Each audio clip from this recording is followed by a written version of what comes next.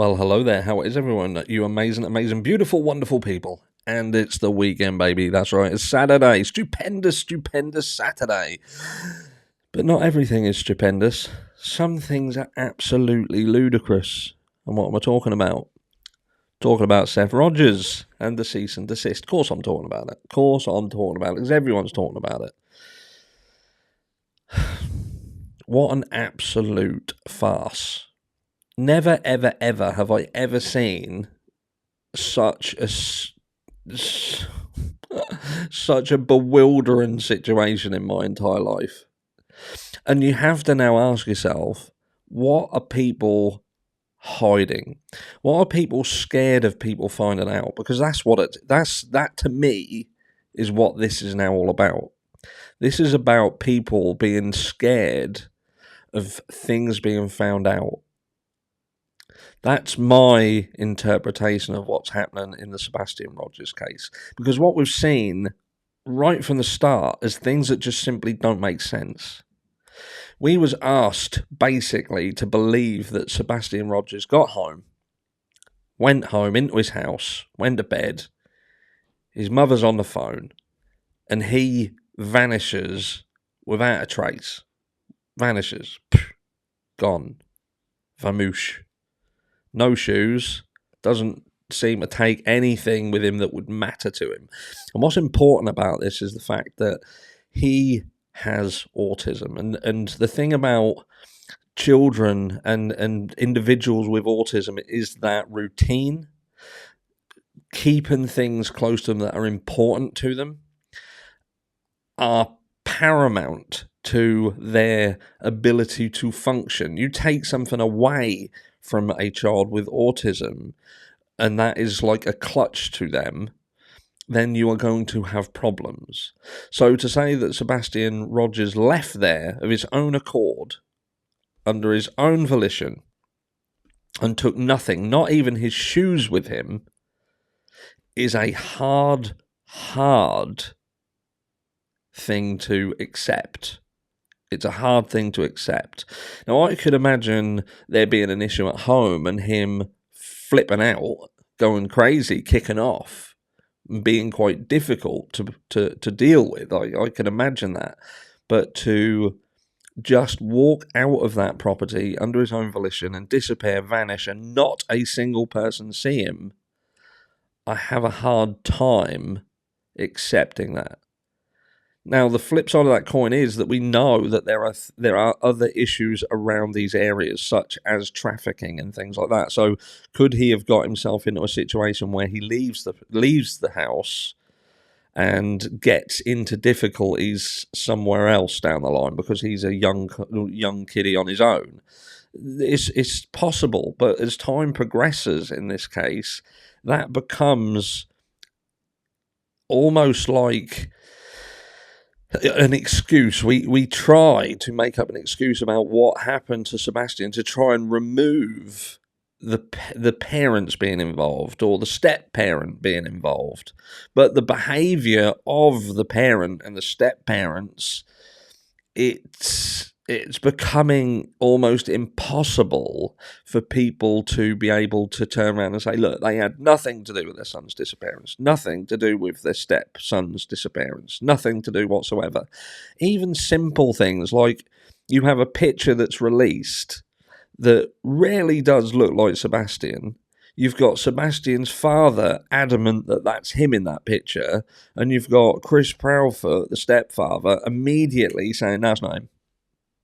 Not him at all. And then removing the post from social media that he posted stating that, which in itself, you think to yourself, even those, and we talk about this, don't we? The devil's in the detail, and even things like that make you raise an eyebrow because you think to yourself, well, how can you have a photo that does look like Sebastian? You've got the child who's missing, the stepdad who was living at the house where he resided, almost instantaneously is able to say, no, it's not him. But the father's like, I'm pretty sure that's him. I'm pretty sure that's him. But now you've got a cease and desist coming from the father. Now, obviously, he's taken a bit of a battering. You know, I've not really battered the guy. Do you know what I mean? I've spoken about the situation, and obviously there's things that I don't agree with, but at the end of the day, it's not my place to really comment on how people parent. And I don't know the difficulties that you guys face over in the US. I only know the difficulties that we have here in the UK, and I can, with a huge degree of knowledge behind me, turn around and say that it is very difficult for fathers to have involvement in their children, even in the event that you think that those children, the environment that they're in, is not right for them. It takes a fight, it takes a battle, and it ain't easy.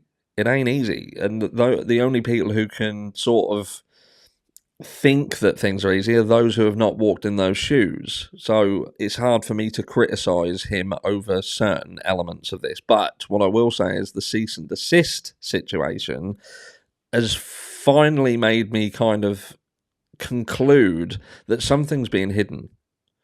Something's being hidden because the internet, whether the internet bashes you or not, it's like us as content creators, we get bashed all the time. We get bashed and called names and threatened and ridiculed and vilified. We get it all the time, and it's like, well, that's water off a duck's back, because I don't care what you guys think about me, because the matter in hand is dealing with this. For me, I don't care what people say negatively about me, because my functionality on this platform is to bring information about cases to people who have an interest in those cases. And I will absolutely talk about the cases or case that people want to listen to. I've said this before. If people want to eat bananas, you're going to give them bananas. Do you know what I mean? There's no point in people only wanting bananas and you're trying to give them apples, because it just ain't going to work. It's an analogy for you.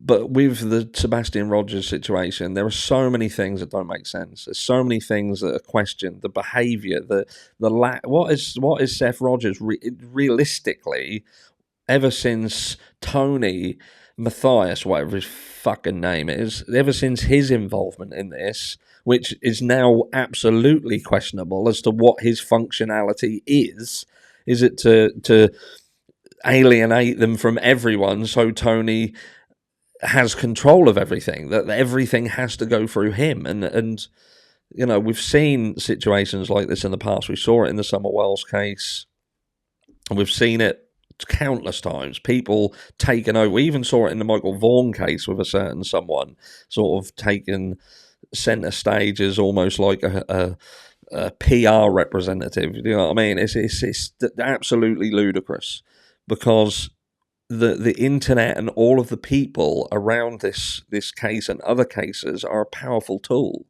They are a powerful tool, and even if that powerful tool doesn't agree with things that you do, and they want to at times say negative things about you, then you've just got to chin up and take it. Because the most important thing that seems to be absolutely lost in all this now is Sebastian. He's what is important. Your feelings are fuck your feelings. Because what's important and what needs to be done is Sebastian needs to be found. And every single second that clicks by is another second where he is less likely to be returned home. And when you're now actively seeing the adults around this child seemingly looking to destroy chances of him being returned, because they're trying to stop everybody speaking about Sebastian, stop everybody helping to try and find Sebastian, you have to concern yourself as to why that is. Something's being hidden, and I feel that they are scared of something. They're scared of something coming out. And there's now a question of, what are these people afraid of? What are these people afraid of being found? Let me know down below what you think. I'll catch you all in the next one.